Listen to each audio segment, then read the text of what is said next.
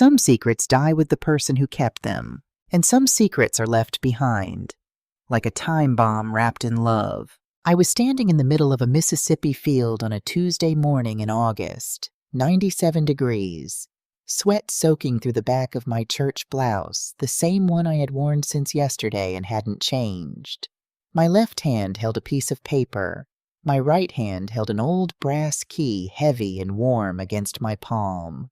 And underneath my feet, in the most literal sense possible, was a number I cannot tell you yet.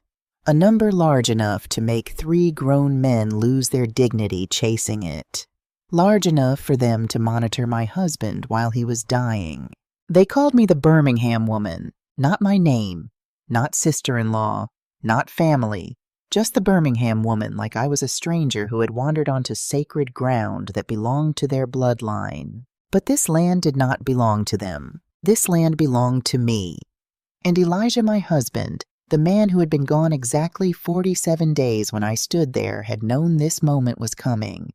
He had prepared for it, step by step, secret by secret, in ways I never could have imagined across 31 years of marriage. What I didn't know that morning, what would bring me to my knees in that field before another 24 hours passed, was that Elijah hadn't kept just one secret from me. He had kept all of them, and every single one was waiting for me at the end of that red dirt road. My name is Rita Mae Johnson. I am 63 years old.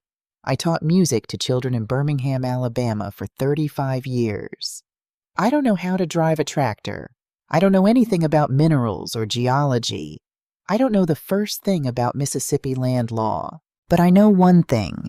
Something my husband knew before he ever met me, something he believed in until his very last breath. The most underestimated woman in the room is usually the most dangerous one.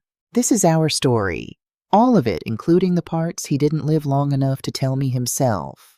Rita Mae Johnson was not the kind of woman who complained. Not when she stood in front of a classroom from 7 in the morning until 4 in the afternoon on Alabama summer days, so hot the asphalt went soft. Not when her students came to school with empty stomachs or red eyes from too little sleep. Not when the school district cut the music budget and she paid for replacement guitar strings out of her own pocket 3 years in a row. For 35 years, she stood at the front of a classroom at Martin Luther King Jr. Elementary School in Birmingham, Alabama, and taught piano, guitar, and music theory to over 2,000 children. Most of them were black kids from the neighborhoods south of downtown places where dreams had a way of getting squeezed out before they could take root. She wasn't teaching music. She was teaching them how to stand up straight when the world was trying to break them down. Your fingers don't lie. She used to tell her students, voice calm but impossible to ignore. Play it wrong. That's fear. Play it right. That's you believing in yourself. My teachers couldn't give me that. My parents couldn't give me that. Only this keyboard could. Elijah Johnson, her husband, was a retired civil engineer. 6'1", wide shoulders, salt and pepper hair cut close every 4 weeks, never longer. He had a laugh that started low and slow, warm like a cello note, and a habit of drinking black coffee, no sugar at 5 o'clock every morning before anyone else in the house was awake, before the sun had made it through the kitchen window. They met at a church social in Birmingham, September 1993.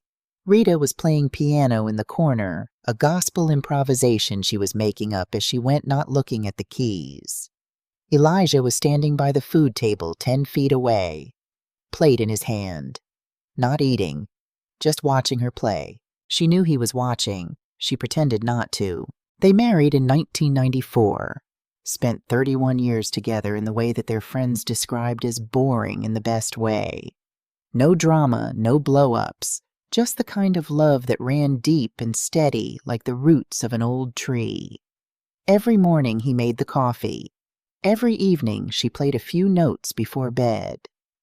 Every Sunday they sat in the third pew from the left at 16th Street Baptist Church. Not once in 31 years did they miss a week. Their only child, Dara Johnson Webb, 38, a commercial attorney in Atlanta, was the perfect blend of both of them. Her father's analytical sharpness, her mother's patient endurance, and a mouth so direct it sometimes made both parents look at each other and quietly exhale.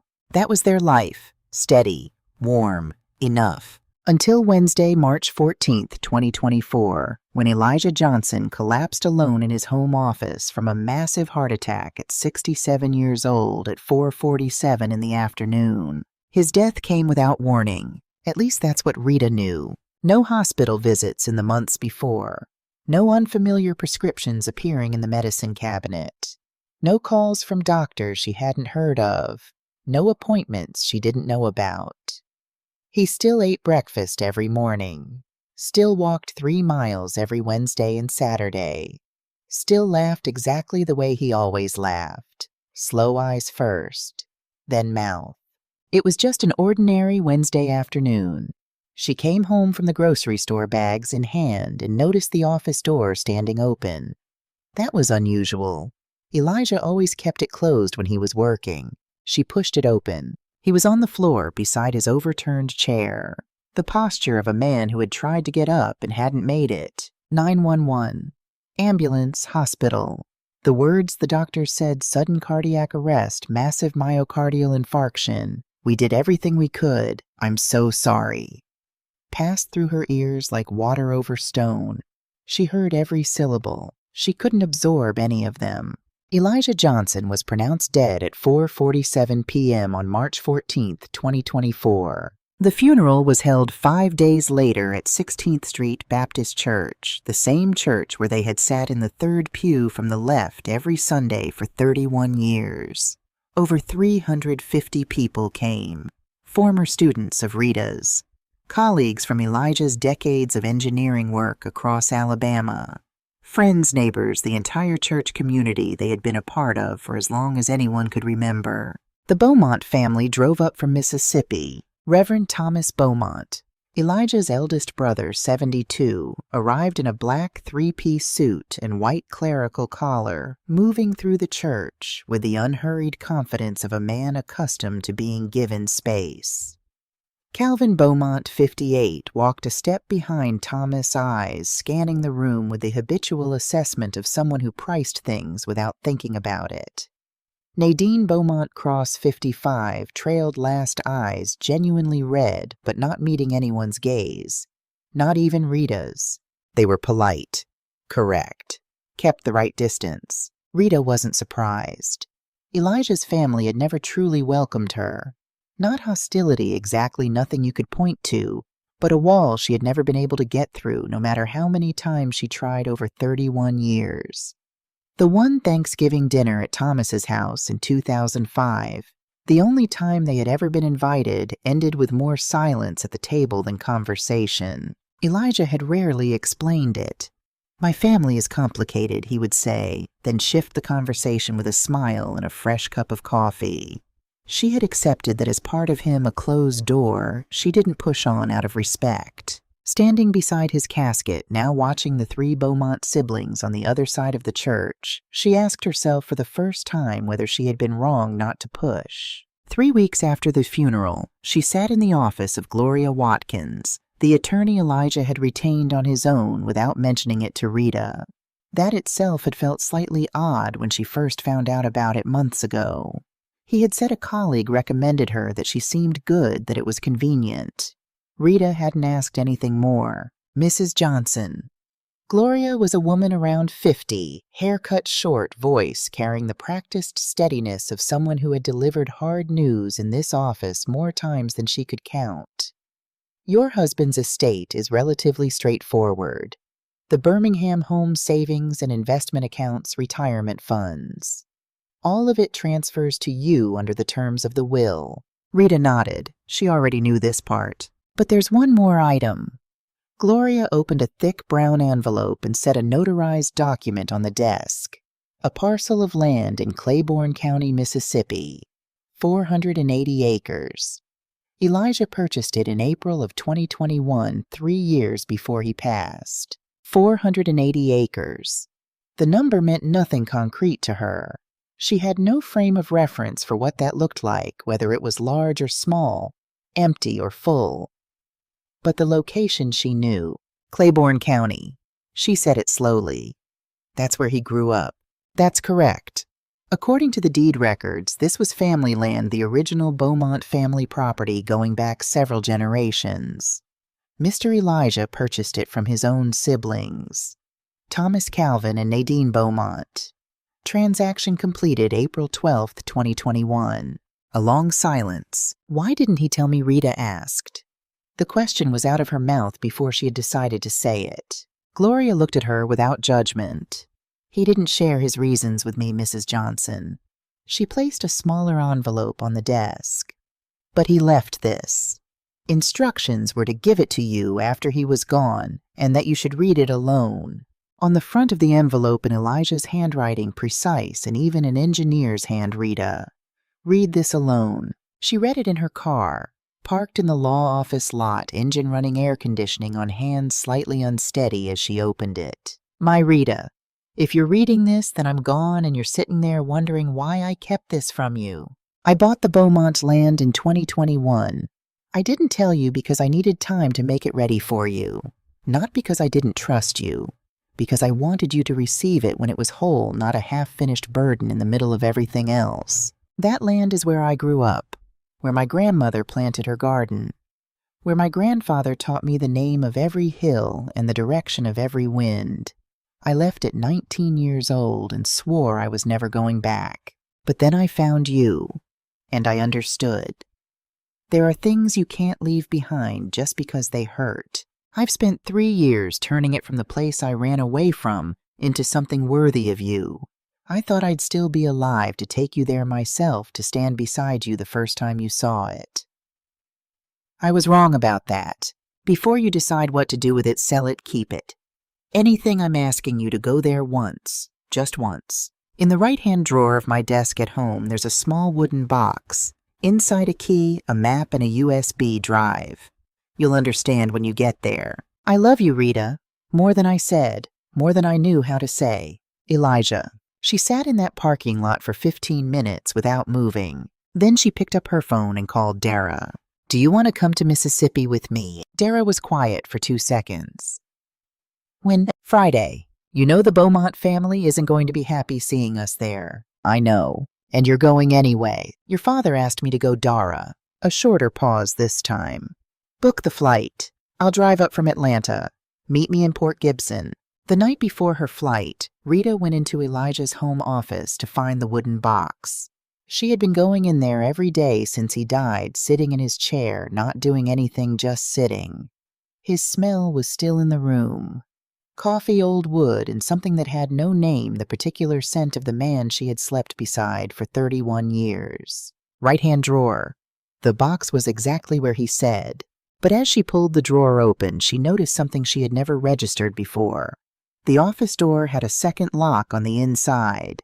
A small sliding bolt added after the fact, not part of the original door hardware. Elijah always kept that door closed when he was working. She had always assumed it was just his preference for privacy. She looked at that bolt for a moment. Then she picked up the box and closed the drawer. They arrived in Port Gibson, Claiborne County, Mississippi on a Friday morning. Rita flying into Jackson and renting a car, Dara driving up from Atlanta, both of them pulling into a small gas station on Highway 61 at 9 o'clock sharp. According to the hand-drawn map inside the wooden box, the land was 7 miles west. Turn onto the red dirt road, drive another 4 miles. There's no Google Maps address. Dara looked at the map. You know your father, Rita said. Dara didn't argue. She did know her father. The dirt road ran through old cotton fields gone to seed. Rows that had once been planted, now swallowed by tall grass and wild brush, with the occasional stray cotton boll catching the morning light, like something that had forgotten it was supposed to be a crop. Ancient live oaks lined both sides of the road, their canopies wide enough to throw real shade. Then they turned through the gate, and both of them went quiet. This was not an abandoned piece of land. This was a working farm, white fence running clean along the drive, grass cut on both sides of the lane. To the right, a kitchen garden with tomatoes, beans, and peppers all in season. To the left, a large red barn, new paint doors shut. And at the end of the drive, the main house. 2 stories. Original Heart Pine siding sanded back and painted white. A wide porch wrapping 3 sides. Large windows facing the fields. And on the front steps, a man in his late 60s, dark-skinned straw hat waiting. Mrs. Johnson. He came down the steps with the steady gait of someone who spent his days outdoors. I'm Earl Simmons. Mr. Elijah hired me to manage this property 3 years ago. He told me you'd come after he was gone and that I should be here when you did. He stopped, looked at her directly. I'm sorry for your loss. Mr. Elijah was the finest man I've worked for. No hollow sympathy in his voice. Just a plain statement of fact from a man who meant it. How long did you know him? Rita asked. 3 years. But he talked about you the whole 3 years. Earl glanced back at the house. So I feel like I've known you longer than that.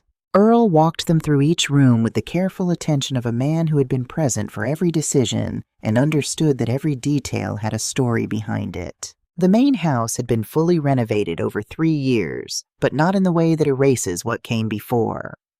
The original Heart Pine beams from the 1940s were still there, cleaned and exposed rather than covered. Heart Pine floors sanded and finished until they caught the window light. A modern kitchen that still felt warm with a long wooden table that could seat 12. And in the living room, Rita stopped walking. Music. Not playing. Painted. A large mural covered the entire north wall of the living room portraits of Mississippi blues artists from the 20th century. Robert Johnson standing with his guitar. Muddy Waters. B.B. King. Bessie Smith at a microphone. And at the center, smaller than the others, but placed at the exact middle point of the wall, an older black woman sitting at an upright piano beneath the spread of a wide tree. Something about that woman's face landed in Rita's chest in a way she couldn't immediately name. Who is that? Dara asked, standing beside her mother. Earl's voice came from behind them, quiet. Mr. Elijah said that's his great-grandmother on his mother's side. A woman named Rosetta. The first person in the family who ever learned to play piano. He had a local artist paint it from an old photograph he'd found. Rita kept looking at the painting. Then she looked out the living room window and saw behind the red barn, standing under the canopy of an enormous live oak, an old upright piano covered with a blue tarp. He had a piano brought out here. Her voice wasn't quite steady. Had it shipped in from a vintage music shop in Jackson, Earl said. He told me you preferred old instruments over new ones. Said old ones had something in them new ones didn't. Dara looked at her mother. Rita said nothing. Elijah had known that about her. Something she had never articulated in words to him, just a feeling she had carried for years. Old instruments had something new ones didn't. He had been listening. When Earl walked them past the red barn toward the kitchen garden, he opened the barn's side door and then closed it again almost immediately, like he had reached for it out of habit and caught himself. Rita noticed that the barn had a separate padlock on it, different from every other door on the property. Not a standard lock, the kind you put on something when you need to be sure. She didn't ask, she noted it. The Beaumont family arrived at 2:30 in the afternoon, not by coincidence.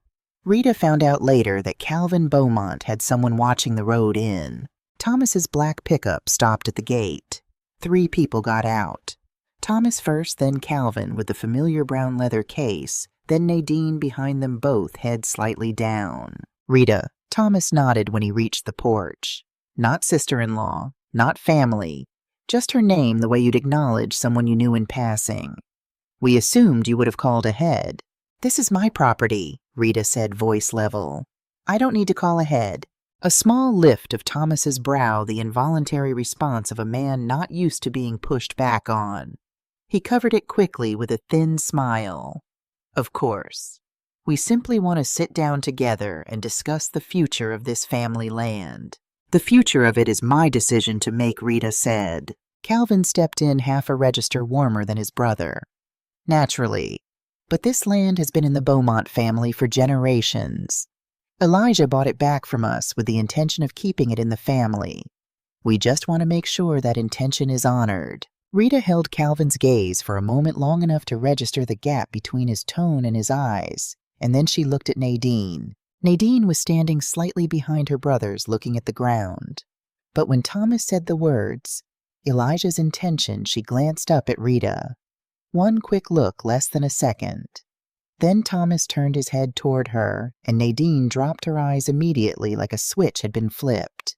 The gesture was so small Rita almost didn't catch it. She caught it. "I'll speak with my attorney first," Rita said finally.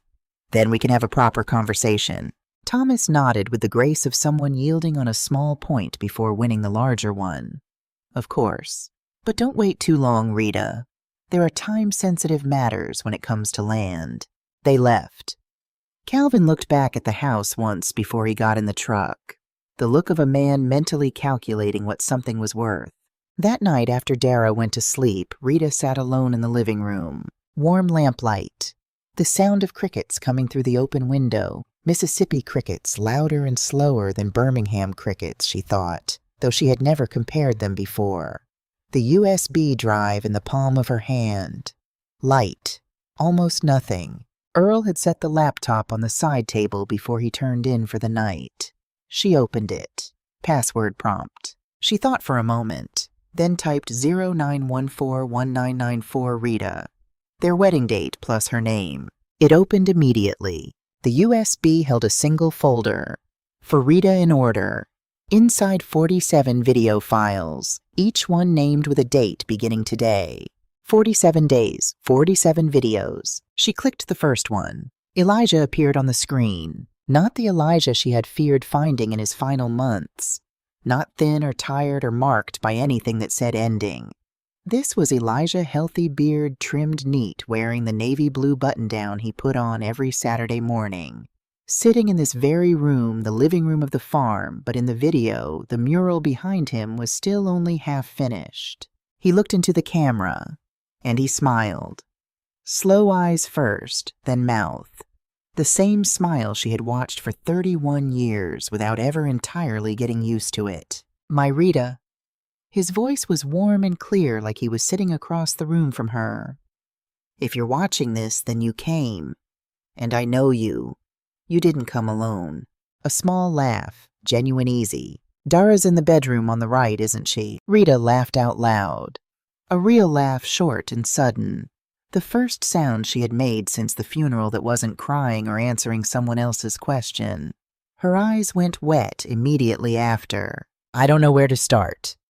Elijah continued his pace, slowing slightly. "So I'm going to start with the thing I should have told you 3 years ago."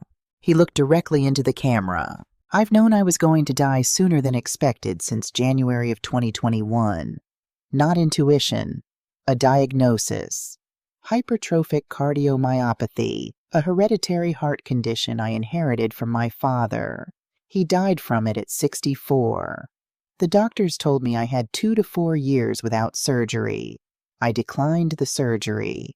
Low success rate, and I didn't want to spend whatever time I had left in a hospital." Rita put her hand over her mouth. "I know you're angry right now," Elijah said, his voice unchanged, steady as though he was watching her face. "You have every right to be. But I'm asking you to hear me out before you decide what you think of that choice." He paused. The pause he always took when he was choosing his words carefully. "I didn't tell you because I wanted us to keep living, not waiting to die. I wanted every breakfast to still be just breakfast. Not a breakfast where we looked at each other and thought, how many more of these do we have? I was selfish about that. I know it. But I used that time to do something." He turned slightly, angling the camera toward the window. The same window Rita was looking out right now. The same angle of light. The same view of the field. "I bought this land in April 2021. You'll understand why in tomorrow's video. Today I just want to say one thing. I built this place for you, not to leave you a property, to give you a place." Elijah ended the video with "Tomorrow's video will tell you why I left Mississippi at 19 years old. Something I've never told you. It's time. Good night, my Rita." She didn't sleep that night. She sat on the front porch until 3 in the morning. Coffee in her hand that had gone cold an hour earlier, and she hadn't noticed. Above her, the Mississippi sky was enormous. Stars thicker and lower than Birmingham, something she had never noticed because she had never been here to notice. Elijah had known he was dying, had known for 3 years, had built all of this in silence while every morning he still made coffee, still asked how many students she had in class today, still sat in the 3rd pew every Sunday. She loved him. That was not in question. But sitting alone on that porch in the Mississippi dark for the first time since March 14th, she let herself feel the things she had not yet allowed. Anger. The next morning, Earl Simmons was fixing a section of the east fence when Rita walked out with 2 cups of coffee. She didn't know what else to do with herself before 9 o'clock. 35 years of early mornings had given her a body that woke up at 5 regardless of what she wanted. And when she didn't know how to start a day, she made coffee and brought it to whoever was nearest. They stood together in silence for a while, looking out at the field, the tall grass catching the early light, neither of them talking. Earl was the kind of man who knew when silence was the right response and when it wasn't. That was probably something Elijah had liked about him from the start. Earl, Rita said after a while, how long did he stay here each time he came? Usually a week. Sometimes 2 if there was something major going on. Earl held the cup in both hands, looking down. The last 6 months. He stopped. What about the last 6 months? Earl turned to look at her. The look of a man weighing something, deciding how much is enough, how much is too much. The last 6 months he was here almost continuously. He'd go back to Birmingham every couple of weeks, then come straight back. I assumed you knew. I'm sorry. I thought he'd told you. He told me he was doing engineering consulting work, Rita said. Flat. Not an accusation. Just a fact she was setting down outside herself to look at clearly. Earl looked back at his coffee. Did he have any visitors while he was here? Longer pause this time. The Beaumont family came once, Earl said, voice dropping slightly. About 8 months before he passed. Thomas and Calvin. Nadine wasn't with them. They didn't call ahead, just showed up at the gate. Mr. Elijah went out to meet them, brought them inside. They were in the living room for about 2.5 hours. I stayed outside. What was he like after they left? Earl set his cup down on the fence post, looked out at the field. Quiet. The kind of quiet a man gets when he's made a decision he's been turning over for a long time and he's finally done turning it. He paused. That evening he worked later than usual. Next morning he started building the storage barn. Rita looked toward the red barn, the one with the separate padlock, the door Earl had closed so quickly the day before. Earl. Her voice was steady. What's inside that barn? Silence. And it was that silence, not an answer, but the silence itself that told Rita everything she needed to know. The story she was standing in was bigger than what she could see. Thomas and Calvin didn't come to visit, Earl said finally, voice low and careful. They knew Mr. Elijah was sick. I don't know how they found out. He never told me the details. But they came because they knew he was running out of time. Rita stood still. They wanted him to sign something before he died. Transfer a portion of the land back to them as a family arrangement. Said it was the right thing to do. That land belonging to the family bloodline was what mattered. And he said no. It wasn't a question. He said no. And he told them the land already had an owner, someone he had chosen 2 years before that conversation. Earl looked directly at her. He said your name. Rita stood in the morning heat and didn't move. To the east, the tall grass shifted in a slow wind. Somewhere in the live oaks along the fence line, a bird was calling. The Mississippi sky was already going white with heat, and it wasn't even 8 o'clock yet. He didn't tell me that either, she said finally.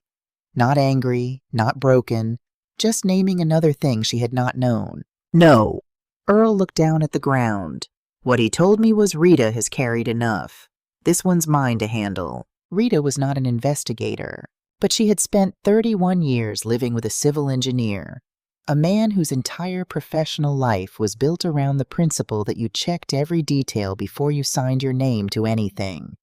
A man whose most repeated phrase on the job was, "Get the foundation wrong, and nothing above it can be fixed." She had learned from him without knowing she was learning, so she started paying attention. Calvin Beaumont called twice that same day. The first time she picked up, his voice smooth and careful, talking about a friendly resolution and a fair arrangement for everyone involved. The second time she let it ring and listened to the voicemail afterward. 4 minutes and 12 seconds of the same language, but faster. And at the very end, almost as an afterthought, a mention of recent findings related to the mineral potential of the area. Mineral potential. He didn't explain further. Reverend Thomas Beaumont didn't call. He showed up. Saturday morning alone unannounced, standing at the gate because Earl hadn't opened it without asking Rita first. Thomas stood there in his plain black suit in the full morning sun and spoke through the gate. "Tell my sister-in-law I want to speak with her about our father. Their father, not the land, not money, their father." Something about that specific word, the way Thomas deployed it like a card he had been holding, and decided it was time to play, made Rita pause when Earl relayed it. It had weight behind it. The weight of something being used, not offered. But what genuinely shifted her thinking was Dara, her daughter with the trained instincts of a lawyer and the methodical patience of someone who had spent years building cases from documents, had gone into the Claiborne County Property Records database on her own Friday night, without saying anything to Rita about it until Saturday morning. "Mom." Dara set her laptop on the kitchen table, turned the screen. "This land didn't start with the Beaumonts." "What do you mean?" "According to the original deed records from 1923, this 480 acres was owned by a family named Calloway. Black family." Dara scrolled, pointing to a scanned section of an old document. "They lost the property in 1941 through a civil lawsuit filed in Claiborne County Circuit Court. The party who prevailed was Ezra Beaumont." Ezra Beaumont. Thomas Calvin and Nadine's father. Elijah's father. "And the lawsuit itself?" Rita asked. "The records are still there. But when you read the actual trial transcript, things don't add up. Witnesses gave contradictory testimony that the judge didn't flag. The Calloway family's attorney withdrew from the case midway through without explanation, and Ezra Beaumont purchased the land 12 days after the verdict at 70% below market value." Silence in the kitchen. "Do you know who the Calloways were?" Rita asked, her voice dropping. Dara shook her head. "Elijah mentioned the name once years ago." "Just the name, nothing more," Rita said slowly. "Calloway is your father's mother's family name.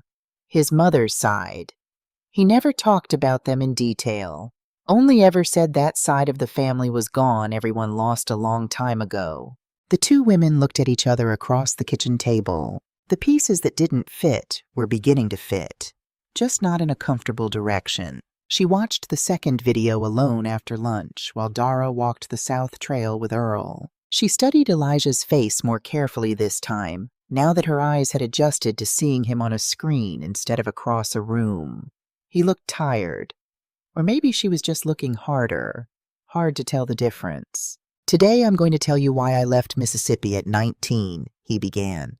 "Something I've never told anyone. Not you, not Dara, not anyone." He looked down at his hands for a moment. The look of someone gathering something that's been stored away for a long time. "The summer of 1976. I was 19, getting ready to go into my second year at school in Birmingham. I came home for the summer. One evening my father was out and I went into the storage shed behind the house looking for a toolbox. I found the toolbox, and behind it, an unmarked wooden crate. I opened it. Inside were documents, court records, land deeds, letters. I stood in that shed for 2 hours and read every page." Elijah looked straight into the camera. His voice was flat. The voice of a man who processed this a long time ago and is now simply reporting what happened. "My father, Ezra Beaumont, had been a false witness in a land dispute in 1941.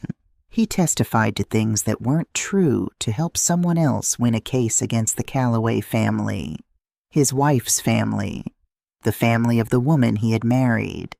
He helped take the land from his own in-laws, then bought it back from the winner 12 days later for almost nothing. He betrayed his wife's family, and then he lived on that land for 40 years without telling a soul. Silence in the video.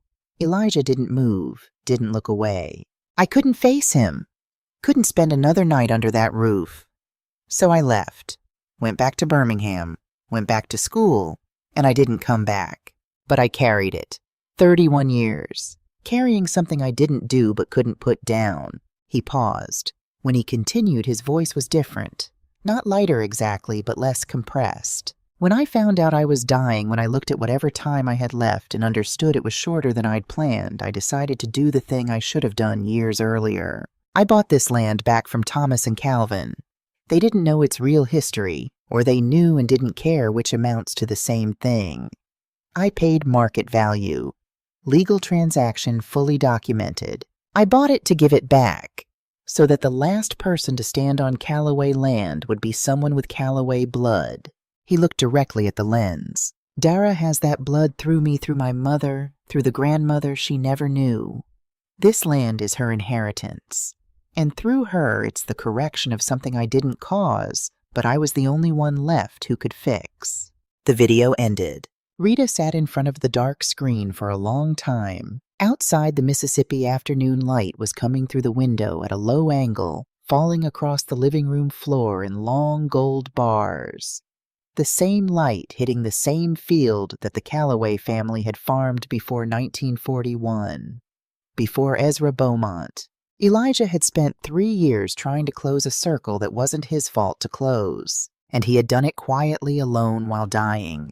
Gloria Watkins called that afternoon while Rita was sitting on the front porch with a glass of iced tea that had gone warm. "Rita, I need you to know something right now." Gloria's voice had the particular steadiness of an attorney about to say a large number. Careful with every word. South State Minerals contacted my office this morning. They want to meet with you directly about the Claiborne County property. Minerals, Rita said. Lithium. Yes. Elijah authorized a confidential geological survey 18 months before he passed. The results were held under a non-disclosure agreement only to be released once clear ownership of the land was legally established. Gloria paused. That condition has now been met. South State wants to discuss extraction rights. What are we talking about? Estimated reserves of between $280 million and $340 million at current lithium market prices. Gloria let that sit for exactly 1 second. Those numbers could move higher depending on where the market goes. Rita looked out at the field. $340 million. Underneath the wild grass and old cotton rows she was looking at right now. Does the Beaumont family know? Not the exact figures, but they know something is there enough to move on you immediately after Elijah died. Gloria's voice stayed steady. Rita, the $4.5 million offer they made you, that's approximately 1.3% of what this land is actually worth. If you had signed that, I didn't sign it. I know. I just want you to understand clearly what you're protecting. That evening, Dara received a phone call from Calvin Beaumont. Not Rita, Dara. On her personal cell number, a number Calvin had no legitimate way of having. Dara sat down at the kitchen table across from her mother and related in the clipped, precise language of someone who had spent years recording testimony. Uncle Calvin told me I was his blood niece, that my father would have wanted the family to stay connected, that if I could persuade you to sign their land-sharing proposal, I would receive a separate portion in writing, not going through you. She set her phone face down on the table. He was trying to get between us. Yes, Rita said, not surprised. What did you tell him? Dara looked at her mother straight on. I told him to call my attorney. In the warm kitchen light of the farm with the dark field behind the window and $340 million sitting silent underneath it, mother and daughter understood the same thing at the same moment. This had stopped being a family disagreement some time ago. 2 nights later, Earl knocked on Rita's door at 9 o'clock. Are you ready? He asked. He didn't say for what. She looked at him, nodded. They crossed the dark yard without flashlights, moving toward the red barn. Earl pulled a separate key from his shirt pocket, not the regular key ring for the farm. A single key kept on its own. Mr. Elijah built this last year. Earl said, unlocking the door. He told me this was the most important structure on the property, and that I should only open it when you were ready. He pushed the door open. I think you're ready. The front section of the barn was exactly what it looked like from the outside. Lawn equipment shovels and rakes, fertilizer bins, irrigation supplies. Normal. Unremarkable. Rita had assumed this was all there was. Earl walked straight to the back left corner. He moved a heavy wooden shelving unit aside. It rolled on small hidden casters, easier than it looked. Behind it, set into the concrete wall, was a low metal door with a keypad lock. Earl punched in a code. The door clicked open. He stepped back.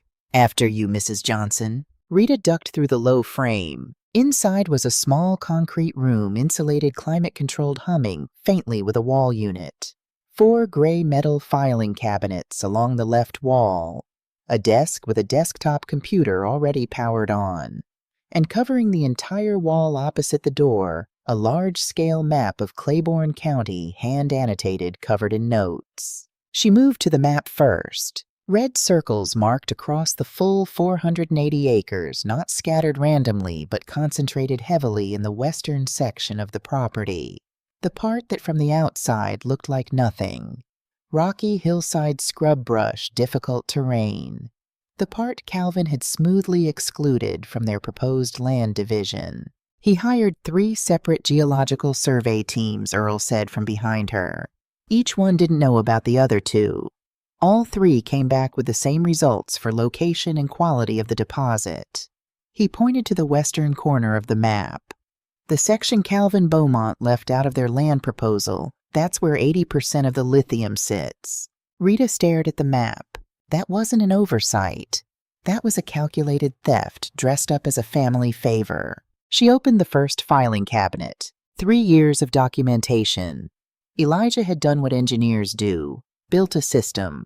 Every folder labeled cleanly. The first folder held the complete 1941 lawsuit file. Trial transcripts. Ezra Beaumont's signed witness statement, the false one. Documentation of the post-verdict land sale.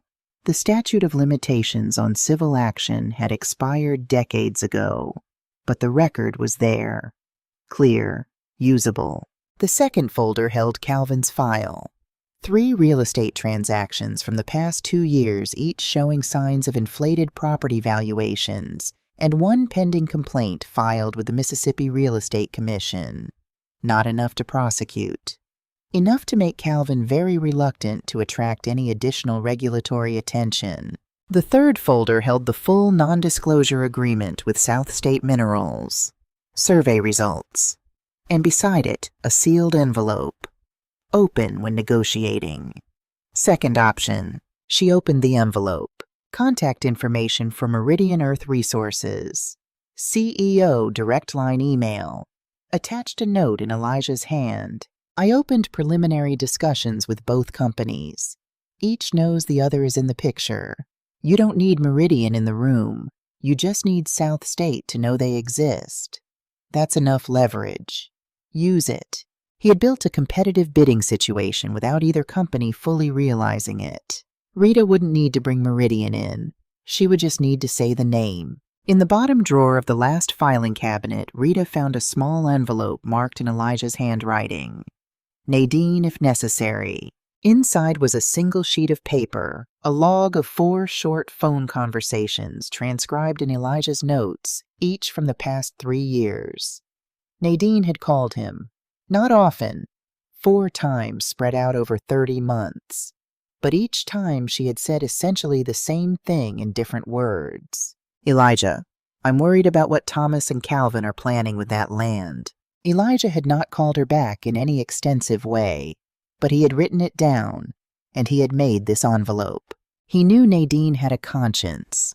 He knew that conscience, given the right moment and the right opening, could become the most important thing in the room. He hadn't predicted exactly when or how. He had simply prepared for the possibility.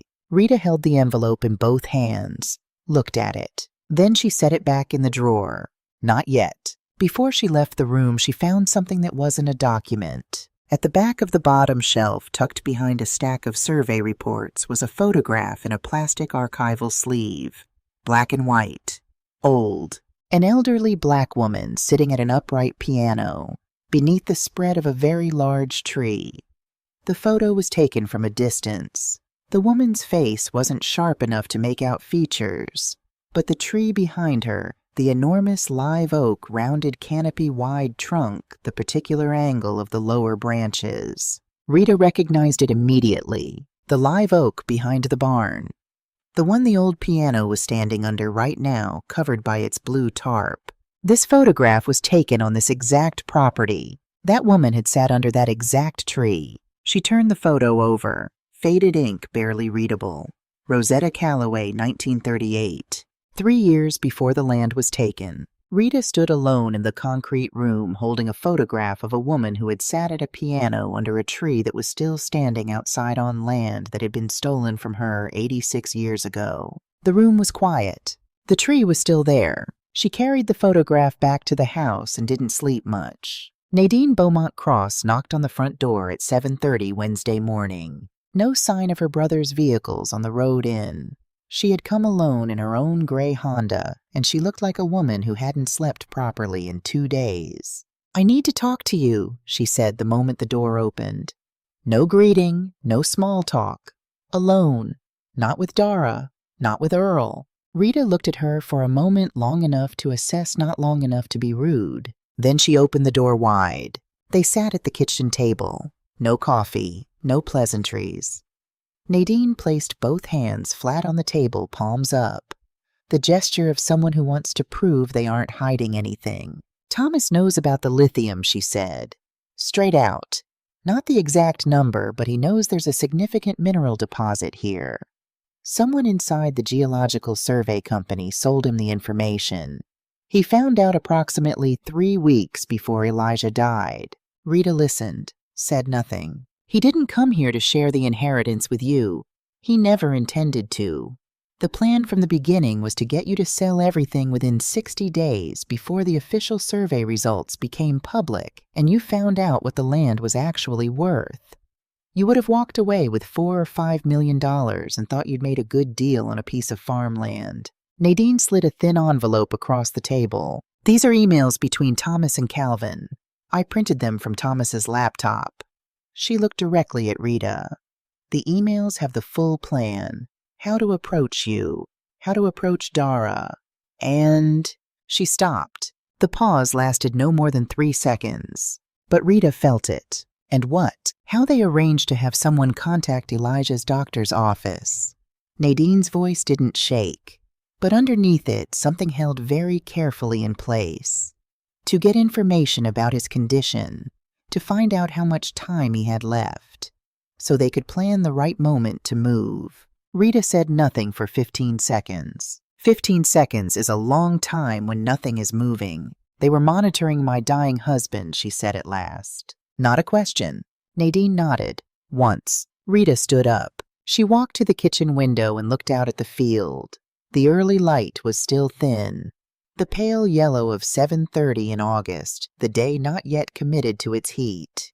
The old upright piano stood under the live oak, its wood catching the first of the morning. "That's why he didn't tell me," she said quietly, her back still to the room. "Not just to protect me from the pain. Because he knew if I found out early, I would have reacted too soon. I would have done something that broke his plan before it was ready.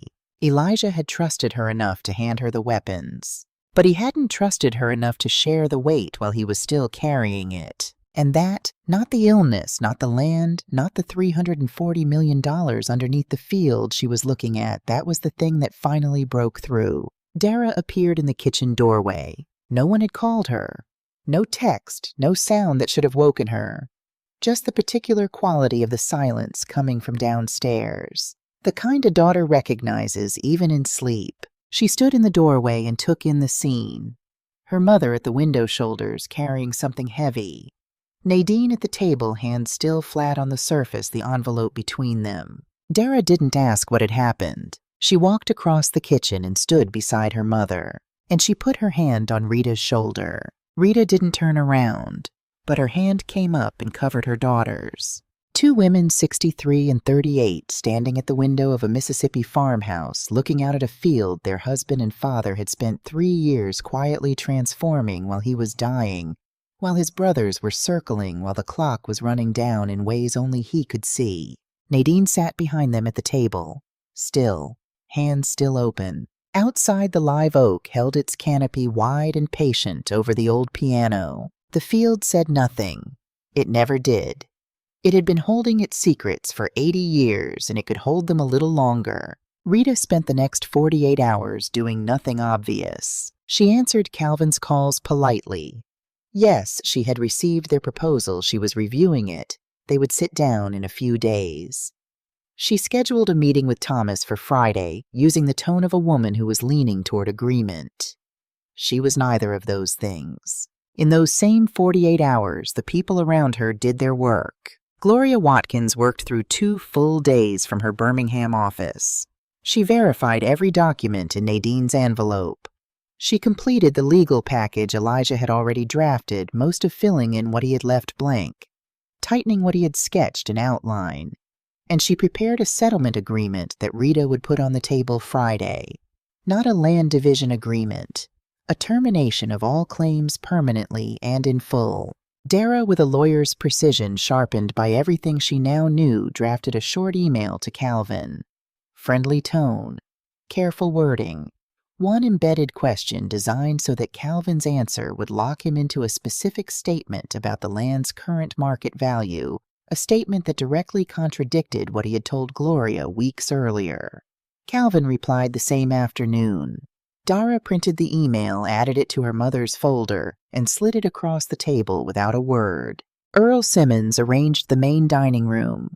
Large table, 6 chairs, water and coffee. A projection screen pulled down from the ceiling. Nothing theatrical, but also not the kitchen table where you sit with family. Thursday afternoon, Rita met Dr. Raymond Okafor of South State Minerals at a small restaurant on Port Gibson's Main Street. She wanted this conversation on neutral ground before she walked into Friday's meeting. Okafor was 55, a Nigerian-born, direct in his speech in a way that made her immediately comfortable. He had known Elijah. That showed in the first 30 seconds, not in what he said, but in how he said it. He wasn't performing grief. He was simply a man who had sat across a table from someone good and knew the difference. The first thing Elijah asked me, Okafor said, wasn't about money. It was whether the extraction process could be designed to protect the groundwater table. He paused. I've been in this business 22 years. I've never had a landowner lead with that question. Did he leave conditions? Rita asked. Okafor nodded and opened his folder. 3 non-negotiable terms he outlined in our preliminary discussions. We agreed to all 3 in principle. He passed the document across. Rita read. 1, a minimum of 70% of extraction labor must be hired from within Claiborne County. 2, a portion of annual revenue to fund a local education endowment for community residents. 3, upon completion of extraction, the land to be fully restored and converted to conservation or sustainable agricultural use. She finished reading, looked up. I want to add a 4th condition. Okafor waited. He was good at waiting. A percentage of net annual revenue goes into a fund to research and support Black families in Mississippi who lost land between 1920 and 1960 through fraudulent legal proceedings. Okafor was quiet for a moment. Then he looked at her differently, not as a landowner across a negotiating table, as something else. Elijah told me you'd say that, he said quietly. Rita closed her eyes for half a second. He proposed 3% of annual net revenue. Okafor continued. He calculated that over 20 years that figure would be sufficient to build a self-sustaining operation supporting multiple families. The documentation is in the 3rd filing cabinet. Last folder. She had read that folder. She hadn't understood it was a contract term. She thought it was a personal note to himself. He was still here. In every detail, still here. Friday, 10 o'clock. Thomas arrived at 9:50, 10 minutes early. The move of a man who wants to own the room before anyone else walks into it. Earl opened the gate without warmth and walked them to the dining room. Calvin came with Thomas the brown leather case as always. Nadine had not been invited. She did not come. Rita was already seated at the head of the table when they entered. Dara to her right, Gloria Watkins to her left. Earl standing beside the door to the kitchen. No chair, no explanation. Thomas looked at Earl. "This is a family matter. Earl is my representative on this property," Rita said. "He stays." Thomas sat down with the air of a man conceding a small point before collecting the larger one. "We appreciate you sitting down with us." Calvin began opening his case.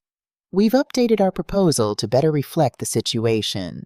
He placed a document on the table. Rather than $4.5 million, we're prepared to offer $6 million for full ownership rights payment within 45 days. This is a fair market value for agricultural land in Claiborne County. Thomas leaned forward slightly, voice warmer now. "We understand this has been a painful time for Rita and Dara. We want to make this simple. Sell, receive a fair payment, and move forward without the burden of managing property in another state." Rita let them finish. Then she stood up, unhurried, no performance, and walked to the small projector in the corner of the room. She pressed a button. The geological map filled the screen. The same map from the war room. All 480 acres. All the red circles. All the annotations in Elijah's handwriting. The heavy concentration in the western section, the section Calvin had quietly excluded from every proposal he had ever made. Calvin's posture changed. Involuntary. He straightened. "This is the complete geological survey of the Claiborne County property," Rita said. Voice even. Pace unhurried. Confirmed by 3 independent survey teams. Estimated lithium reserves between $280 million and $340 million at current market prices. She let that number exist in the room for a moment. $6 million is approximately 1.7% of the land's actual value. She looked at Calvin directly. "I didn't major in math, but I know 1.7% is not a fair market offer." Thomas spoke first. "Those figures come from preliminary surveys that haven't been independently. They have been independently confirmed." Gloria Watkins cut across him cleanly, placing a bound set of documents on the table. "By South State Minerals, who have been in active discussions with Mrs. Johnson's late husband for the past 18 months. By 2 independent geological firms. And by Meridian Earth Resources, a second company that Mr. Elijah had in parallel discussions with, and who are aware that South State is also at the table."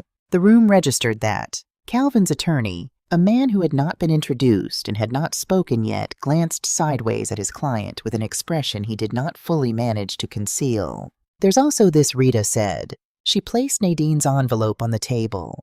Not the original, a notarized copy Gloria had prepared. She didn't open it. She didn't need to. Email correspondence between Thomas and Calvin discussing the arrangement of unauthorized access to my husband's private medical information while he was terminally ill. I'm not using this as a threat. I'm putting it on the table so you both understand exactly what I know." The attorney looked at Calvin again. This time the expression was clearer. "You did not tell me this." No one spoke. Thomas looked out the dining room window at the field, at the live oak, at the old piano standing underneath it in the morning light. He looked for a long time. He set down the pen in his hand slowly. He looked at the window for another long moment. Then his shoulders dropped just slightly, the way a man's do when he has been holding something up for decades and finally decides he is too tired to keep holding it. "My father was not a good man." He wasn't saying it to Rita. He was saying it to the window, to something out there that had been waiting to hear it for a very long time. "I knew what he had done. I found out years after Elijah left, found the same documents or enough of them. And He stopped. Knowing something and knowing what to do with it are not the same thing. The dining room was quiet in a different way now. Not the quiet of tension. The quiet of something heavy being set down on a table where everyone in the room could see it. "I know you knew," Rita said. Her voice was quieter too. "Elijah knew you knew. He wrote you a letter in 1978. Thomas turned from the window and looked at her. He kept it, Rita said. He kept your reply, too. He never threw either of them away. Not to hold them over you. Because he didn't want to forget. A long pause. Calvin was the one who spoke. The smooth, calculating edge was gone from his voice entirely. What remained was just tired. We'll sign whatever you need us to sign. No appeals, no further proposals. Thomas nodded once, said nothing more. That afternoon, after the Beaumonts had gone, the settlement agreement signed Gloria driving back to Birmingham with the paperwork Dara in her room resting after the morning's wait. Rita went outside alone. She walked toward the live oak. The blue tarp had been removed from the piano. Earl had done it at some point the previous day without being asked. He simply knew it was time. The old upright stood in the afternoon shade of the oak. The wood was the pale silvered brown of something that had been outdoors long enough to stop apologizing for it. The finish was gone in places. A few of the ivory key tops had yellowed past cream and into something closer to old bone. Rita stood in front of it for a moment before she sat down. The small bench was already there. Earl had set it out at the right height, at the right distance. He had thought of everything Elijah would have wanted him to think of. She placed her hands on the keys. She pressed middle C.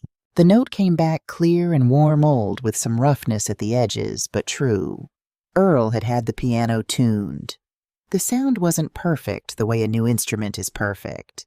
It was something better than that. It had the particular resonance of an instrument that has been played for decades and holds some of that history in its body. Elijah had been right. Old ones have something in them, new ones don't. She didn't play anything complicated. She played the song she had been playing the night she met him. September 1993. A church social in Birmingham, her at the piano in the corner, improvising a slow gospel version of Somewhere Over the Rainbow, not looking at the keys. Him standing 10 feet away at the food table, not eating, just watching. She had known he was watching. She had kept playing. She played it now. She played and she did not cry. Not because she didn't want to, but because for the first time since 4:47 p.m. on March 14th, 2024, she did not feel alone inside it. He was here. In this piano he had tracked down from a vintage shop in Jackson. In the mural of Rosetta Calloway on the living room wall. In the war room under the barn floor with its filing cabinets and its maps and its carefully prepared weapons. In the geological surveys in the settlement agreement, in the 3% of annual revenue earmarked for families whose names no one had written down in a long time. In every board he had replaced every fence post he had set, every document he had drafted across 3 years of knowing he was dying alone with that knowledge in this field, in this heat building something for a woman he would not be alive to see receive it. In the space between 2 notes, she understood something she had not been able to reach across 31 years of living beside him. Elijah Johnson had not kept things from her because he didn't trust her. He had kept things from her because he loved her enough to refuse to be the last burden she carried. He had watched her give everything to her students, to their family, to everyone who needed something from her for 31 years. And he had wanted at least once to give her something that required nothing in return. No caregiving, no management, no grief while he was still there to cause it.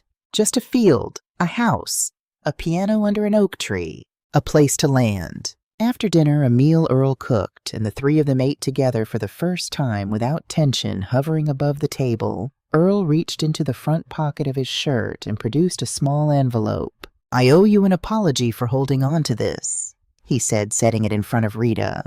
Mr. Elijah's instructions were specific. Give it to her when everything is settled. Not before. He looked at her steadily. "I believe everything is settled." The envelope was marked in Elijah's hand.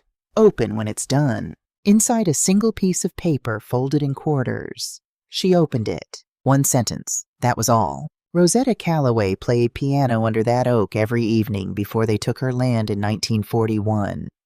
The tree is still there. I left you the piano so you could sit where she sat and play what she never got to finish. Rita looked up at the live oak. Wide canopy. trunk thicker than two people's arms could reach around. Lower branches angled exactly as they were in the 1938 photograph, because a tree that old doesn't change its shape in 80 years. It just grows more certain of it. Rosetta Calloway had sat under this tree, in the evening, playing. Until the evening she couldn't anymore. Dara leaned over and looked at the note. She read it once. Then she sat back and looked at the tree through the window for a long time without saying anything. Finally she said he found her. He found her, Rita said. 6 weeks after Rita Mae Johnson first set foot on Claiborne County land, she signed 2 documents on the same morning. The first was a mineral extraction agreement with South State Minerals. 25 years. 4 non-negotiable conditions. No sale of the land itself, only the right to extract what was beneath it.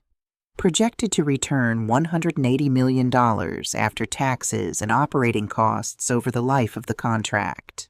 The second was the founding charter of the Calloway Johnson Foundation, a non-profit organization with a single purpose to research, document, and support Black families in Mississippi's Delta region who lost land between 1920 and 1960 through fraudulent legal action. Gloria Watkins looked over the charter before signing as a witness.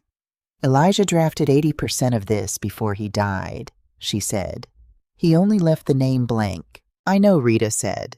What did you call it? Rita looked at her. Rosetta. The Beaumont family did not appeal. The settlement held.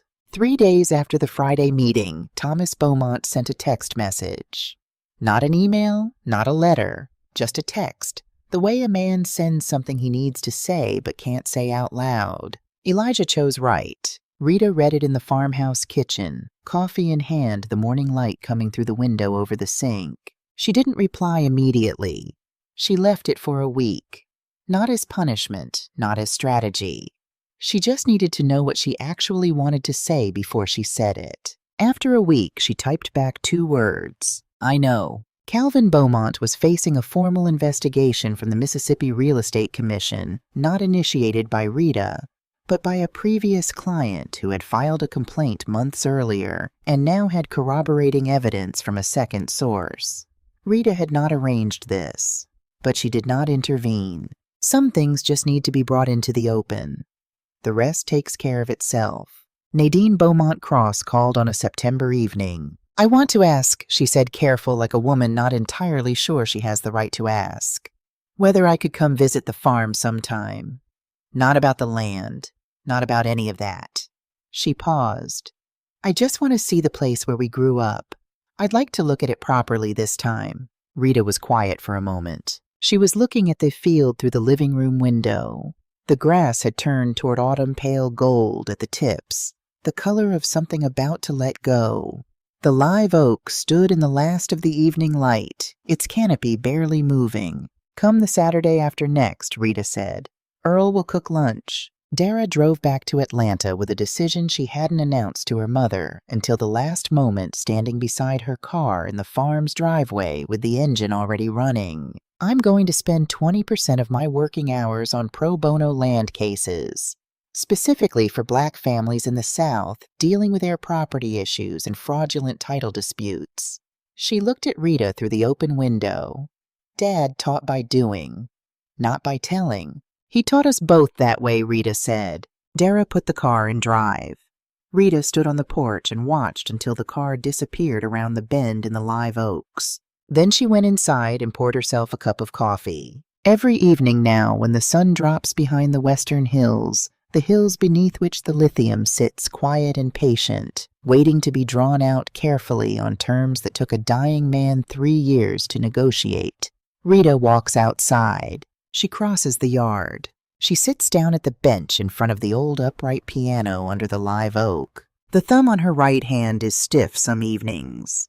She plays slower than she did at 30, slower than she did at 40, but she plays. And in the sound that rises up from that old piano into the Mississippi evening, the sound that Rosetta Calloway sent up from this same spot under this same tree before 1941, the sound that Rita Mae Johnson gave to more than 2,000 children in Birmingham over 35 years, The sound that Elijah Johnson first heard across a room in September of 1993 and walked toward and never walked away from in that sound, nothing is lost. It has only been returned to where it belongs. My husband kept a secret from me for 31 years. And that secret, the land, the 80-year history beneath it, the hundreds of millions of dollars sitting silent under a Mississippi field, was not something he hid because he didn't trust me. He hid it because he loved me enough to save it. Like a man who finds something rare and beautiful and wraps it carefully and waits. And a 63-year-old woman who had never driven a tractor knew nothing about lithium and had spent her whole life thinking she was just a retired music teacher received it with both hands. Then sat down at the piano and played.